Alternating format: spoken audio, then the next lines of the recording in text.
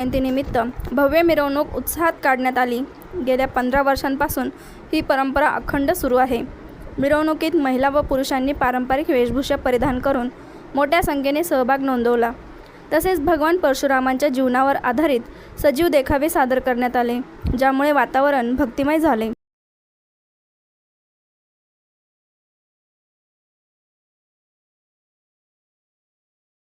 अग्रतश्चतुरो वेदा पृष्ठतः शशरम धरू इदम ब्राह्मम इदम छात्रम शापादपि शरादपि। भगवान परशुराम हे विष्णूंचे 6वे अवतार।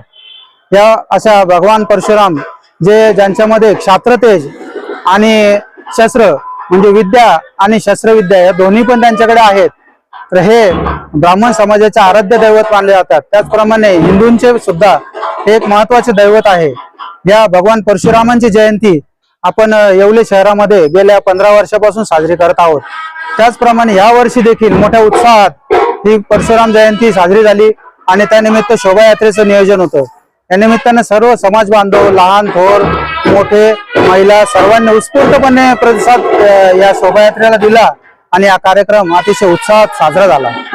या भगवान परशुराम जयंती निमित्त मी समस्त हिंदू बांधवांना शुभेच्छा देतो। जय परशुराम। या परशुराम जयंती निमित्त आपण परशुरामांचा एक सजाव असा देखावा सुद्धा आपण या निमित्ताने साजरा केला। शोभायात्रामध्ये महिलांनी सुद्धा विविध खेळ त्याचप्रमाणे नृत्याचा एक कार्यक्रम या निमित्ताने झाला आहे। तसेच समाज बांधवांनी आपल्या मनोगत सुद्धा यावेळी व्यक्त केले आणि समाज एकत्र यावा, त्याचप्रमाणे समाजाला कुठल्याही प्रकारचे भय नसावे अशा प्रकारची एक इच्छा सर्वांनी व्यक्त केली।